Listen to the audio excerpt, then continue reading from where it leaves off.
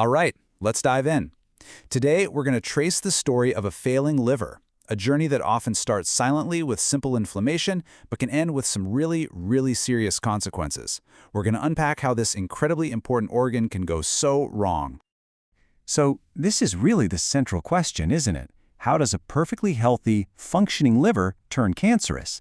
I mean, it seems like a huge leap, but here's the thing. It almost never happens overnight. It's not a sudden event. It's actually a slow burn story of damage that happens over a long time. The first chapter in this story is something called hepatitis, and all that really means is inflammation of the liver tissue. You can think of it as the liver's response to some kind of injury or insult. Now, the key thing to understand here is the timeline. If the problem is short-lived, we call it acute.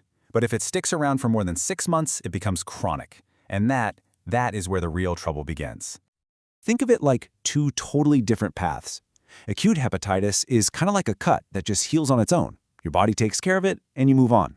But chronic hepatitis, that's like picking at that same cut, over and over again. It never gets a chance to heal properly, and instead, it kicks off this whole cascade of damage that leads to scarring, liver failure, and ultimately, cancer. And if you want to understand just how serious chronic can be, look no further than hepatitis C. When someone gets infected with the Hep C virus, up to 85% of those cases will become a chronic, long-term problem. That number is just staggering, and it really shows you why certain viruses are so dangerous. They don't just visit, they settle in for the long haul. So what's actually causing all this inflammation in the first place? Well, as you can probably guess, it's not just one single culprit. The triggers can be sorted into a few main categories, so let's break them down. First up, we have infections. Viruses are the most common cause worldwide. Now, hepatitis A and E, you typically get those from contaminated food or water, and they're usually short-term illnesses. But hepatitis B, C, and D, those are the ones to really watch out for. They're transmitted through bodily fluids, and they are notorious for becoming chronic. And it's not just viruses. Parasites and bacteria can also set up shop and cause some serious inflammation. Beyond infections, our own lifestyle and environment play a huge role. Excessive alcohol is a massive factor. In Western countries, it's the #1 cause of severe liver scarring. Then there's non-alcoholic fatty liver disease, which is very strongly linked to obesity and metabolic syndrome. And even common medications can be a problem. Believe it or not, paracetamol, if you take way too much of it, is the single biggest cause of sudden acute liver injury. So what happens when this inflammation just keeps going for years and years? Well, the liver tissue itself starts to change. And this brings us to the next critical stage in our story, the development of permanent scarring.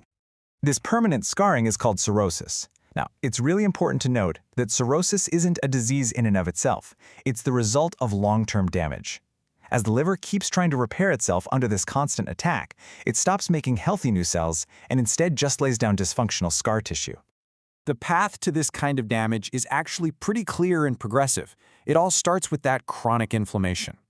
Over time, this triggers fibrosis, which is really just the process of scarring. And when that continues completely unchecked, the scarring becomes so widespread that it fundamentally changes the whole structure of the liver, and that is cirrhosis. At first, the body can compensate for the damage, but as cirrhosis gets worse, the liver just can't perform its hundreds of vital functions anymore.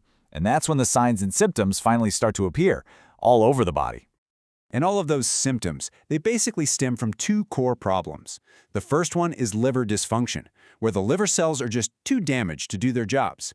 The second one is something called portal hypertension, and the best way to picture this is like a massive traffic jam of blood trying to get through a scarred-up, hardened liver. The signs of liver dysfunction are often things you can actually see.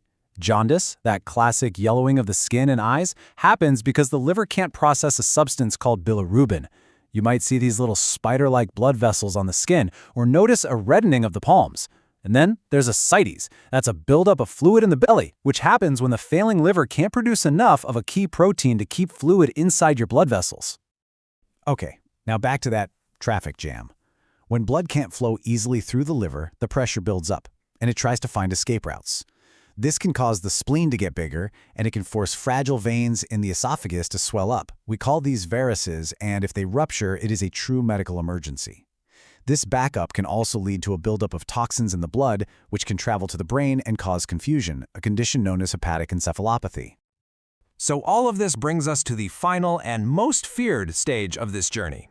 A liver that is chronically inflamed and scarred, well, it becomes the perfect breeding ground for cancer.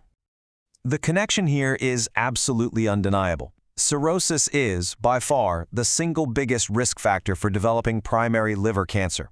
That constant cycle of damage and faulty repair creates the perfect conditions for cancerous cells to emerge and start to grow.